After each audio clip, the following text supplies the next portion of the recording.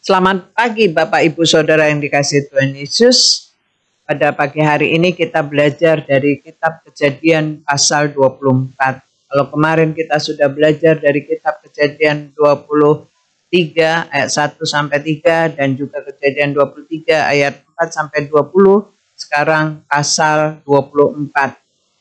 Di dalam Kejadian pasal 24 ini bagaimana hamba Abraham ini meneladani imannya Abraham, mengikuti iman daripada Abraham, di mana di dalam kisah Kejadian 24 menceritakan tentang perjalanan Abraham dari Kanaan ke Mesopotamia dalam rencananya untuk mencarikan jodoh bagi Ishak, anak daripada Abraham. Dia mencari orang-orang dari sanak saudara daripada Abraham. Jadi tidak mengambil jodoh dari tempat yang lain atau orang asing atau orang yang di daerah Kanaan itu yang bukan keturunan daripada Abraham. Karena itu Abraham karena sudah tua usianya, maka dia tidak bisa mencari sendiri. Karena itu dia minta tolong kepada hambanya, hamba yang dipercaya oleh Abraham, hamba yang tertua atau yang mengikuti Abraham yang paling tua.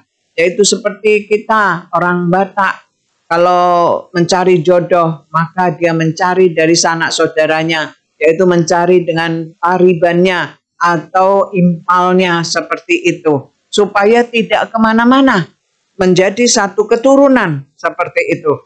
Nah, demikian juga Abraham, dia menyuruh hambanya untuk mencarikan jodoh bagi Ishak anaknya, yaitu ke tempat sanak saudaranya, di mana dia ada keturunan dari Abraham itu. Maka di sini dia menyuruh hambanya ini, kalau kita lihat di dalam ayat 2 dan 3 itu dikatakan bahwa Abraham minta hambanya untuk mencarikan jodoh bagi Ishak. Nah, di sini di dalam ayat 2-nya dikatakan di dalam firman Tuhan ini Abraham akhirnya hamba itu merasakan memang sangat berat. Karena apa? Karena tugas itu di mana dia tidak boleh mengajak Ishak untuk mencari jodoh Ishak ini, tetapi dia harus pergi sendiri dengan nanti mengambil istri untuk Ishak. Karena itu dia tetap taat walaupun dalam tugas yang berat sebagai hamba daripada Abraham. Dan di dalam ayat di sini kita bisa belajar. Di dalam ayat 12, di sini Abraham ketika menyuruh hambanya pergi, maka hambanya ini melihat daripada kehidupan Abraham. Maka hamba ini dia juga berdoa kepada Tuhan. Apa yang dikatakan di dalam ayat 12? Dia berkata kepada Tuhan, dia berdoa. Lalu berkatalah ia, Tuhan Allah Tuanku Abraham, buatlah kiranya tercapai tujuanku pada hari ini. Tunjukkanlah kasih setiamu kepada Tuanku Abraham. Nah, ini artinya apa? Hamba Abraham ini datang kepada Tuhannya Abraham, Allah pencipta langit dan bumi, Allah yang hidup, dengan cara berdoa. Dan apa ketika dia berdoa, maka Tuhan memberikan petunjuk. Petunjuk itu diberikan ketika dia meminta air kepada wanita-wanita, perempuan-perempuan yang kumpul di situ untuk memberi minum domba-domba yang dia pelihara atau digembalakan seperti itu. Maka di sini Ribkah langsung datang. Di dalam ayat 15 dikatakan, sebelum ia selesai berkata, maka datanglah Ribkah yang lahir dari Betuel, anak laki-laki Milka, istri Nahor, saudara Abraham.